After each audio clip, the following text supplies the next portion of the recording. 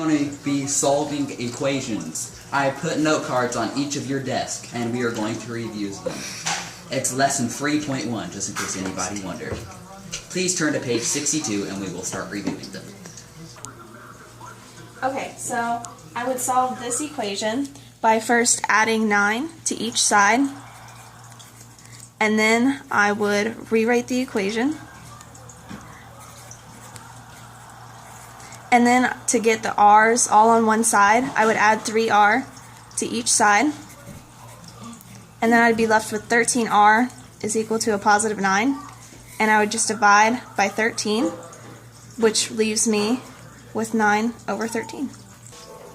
Okay, so for this equation, to find the area, you take length times the width, but to solve for the width, you'd have to divide by the length.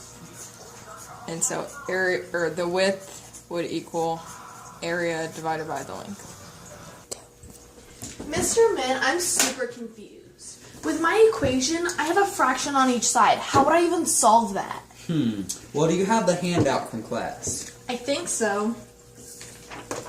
This one? Aha, yes. Okay. So you see, you would cross multiply. So you go from here to here, and from here to here. Oh, okay, I get it.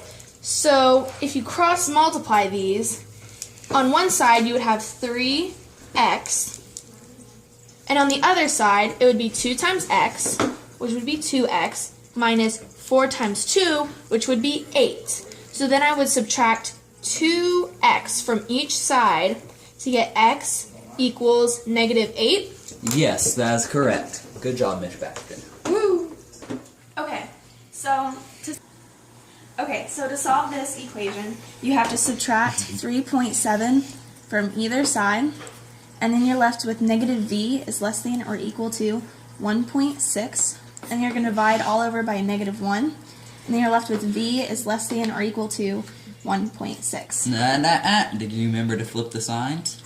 Oh yeah, I forgot that when you divide or multiply by a negative number, you have to flip the signs. So instead, it'll be v is greater than or equal to 1.6. Okay, so for this equation, you would divide by 12 from each side, and then you'd get x is greater than or equal to 5. Mr. Min, I don't understand mine again. What do I even do? Well, do you have your worksheet from last week? Yeah, right here. Okay, so you see here, you have to multiply by the 3 by each thing in there, and which property is that? Oh, the distributive property. I totally forgot. Duh. So when I come over here, it would be like negative 2 times n, which would be negative 2n. And then you'd have to multiply negative 2 by negative 3 to get a positive 6, which is greater than 12. So then I would have to subtract 6 from both sides to get negative 2n is greater than 12. And then divide them both by... So then it would be a negative 3. Yes.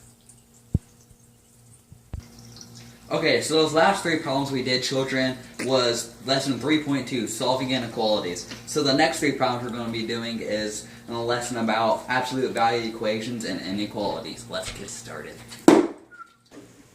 Okay, so to solve this problem, I would have to add 1 to either side, and I would get the absolute value of 3 minus x, absolute value, is less than positive 1.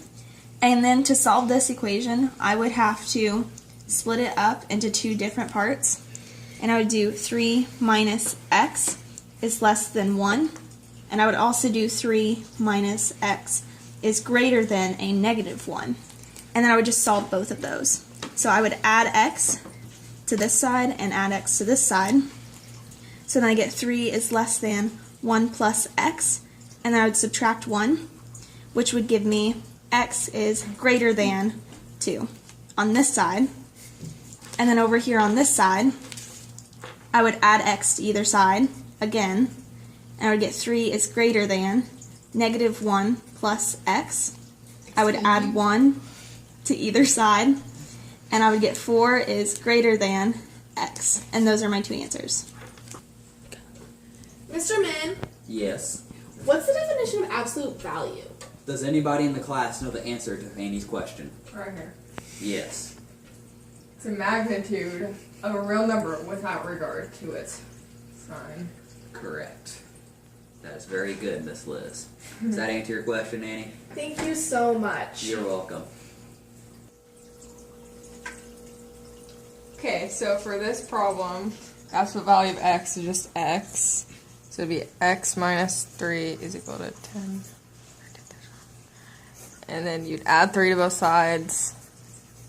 And so x is equal to 13. Good job. Or it could be negative 13. Okay, so for my problem, since it's divided by 4, I would obviously multiply both sides by 4.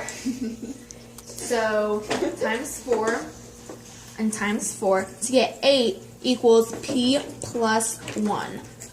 The absolute value of it. But, like, Lexi got 2 different answers for hers, and I don't understand how she did that. How would you even do that? Well, do you have your handout we used last week? Of course, right here. Okay, so you see, it's how far it is away from 0, not the actual number. Oh, so there can be, like, a positive and a negative answer for both? Yeah. Okay, that makes so much more sense. So, for this, it would be, you'd be trying to get p plus 1 equals 8, and p plus 1 equals negative 8, Yeah. right? Okay, so this one would obviously be 7. So, p equals 7, or if you're trying to get negative 8, it would be a negative 9, because negative 9 plus 1 is negative 8. So, p would either be 7 or 9. Correct.